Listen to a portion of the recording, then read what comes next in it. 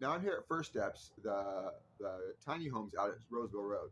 Now, let me explain something to you. For a lot of people, this is great. This is a great program to get people in here. And the guys, the people, the staff are amazing. I couldn't talk more highly about them. There's a few of them that kind of, can have some issues, but the reality is the staff is amazing.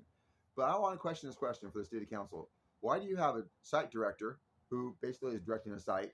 You have a CEO, you have a board of directors, and you have an executive director all running one or two programs.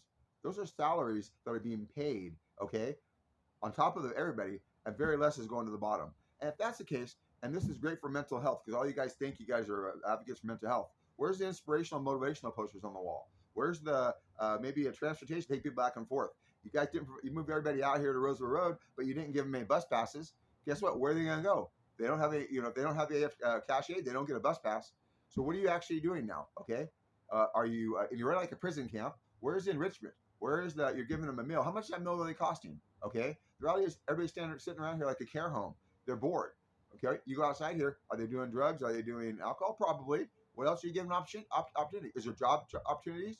You have case managers who are too young to know anything, and they're referring out to other people, other agencies. The reality is where are the people actually relating? Where are they actually taking responsibility to get them into programs? And yet you have all this security around here, and you guys had no problem getting First Steps hiring, paying these towers that have these 24-hour an hour, 24-hour a day cameras. Why aren't you paying for Wi-Fi? Why aren't you paying for a laundry facility? There has to be a laundry facility here. If not, find a sink and put one here, right? And yet, if that's the case, you also don't allow them to put their laundry on the fences, so people can't actually do what you need them to do. And yet, what you do is maybe you have to go to they have discount up there at Love. Maybe they have no money. Do you realize that? Okay. The reality is these people can actually feed for themselves, and there's no electricity in the units. Why did you invest in these units from another state? Number one, we could have used TEF sheds locally and created jobs when they had no electricity. Oh, you want to give them 3 and 6 months, right? The reality is, why aren't you buying power banks right now? Why are you not buying a Patriot system at $3,000 can probably actually do all three of them? Why are you getting along with Tesla? Why are you not talking to SMUD? Okay, we can probably get batteries out here can power things every night. It's cold in these units at night. There's water. There's water condensation, and your guys' common sense brain says leave the window open, so they get frozen. It's cold. You guys aren't going home and sleeping in cold. I can handle a cold. Most people can't. The reality is common decency is get something out here $300 a unit, because you get mold in people's clothing and stuff. You're gonna pay a lot more in healthcare. Now that's the crazy shit about this. You have a fitness room here that you don't have open, not being used. You have offices here, but Wellspace has to come out and they have to treat their people next to their cars. How healthy and dignified is that? Give them. Why aren't you incorporating Hope Outreach out here for mental health? You guys say you're actually trying to help the mental health. How many people have you gotten into permanent housing from here? And yet you kick people out in the middle of the night on this bag and tag, which is probably appropriate because you're probably going to commit suicide, right? The reality is that's a violation of the Unlawful Detainer Act. They're residents. It's on the damn notices. The reality is you're supposed to give them a notice and give them an eviction court. Why are you violating the law?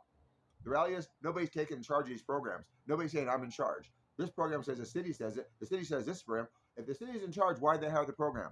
And yet, why is there not somebody to call it city that says I'm in charge of the program? It's the department. Why is there 3 or 4 departments when it should have been the city manager in the first place?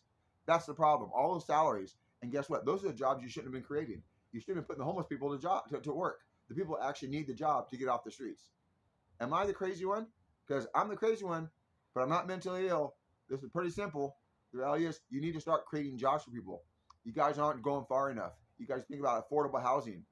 That's 5 years in the future. What are the people out there in the Roseville Road right now? If this facility can take 240 and we're at 88, why are we not at 241? Get them off the streets. Do you understand that? That's all I'm saying. Guess what? Being out there in the streets and actually sweeping them and causing them trauma is the wrong thing to do. It's the wrong thing. There's no honor in it.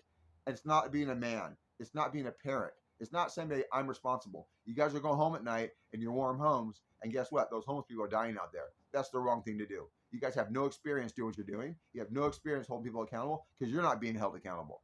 That is not the right thing to do. You do not belong to be in the position you're in if you can't take the accountability, you can't take the heat. If you get up out of the council seat and walk out for 15 minutes because you can't handle it, you're not a man. You're not a person to be in that position.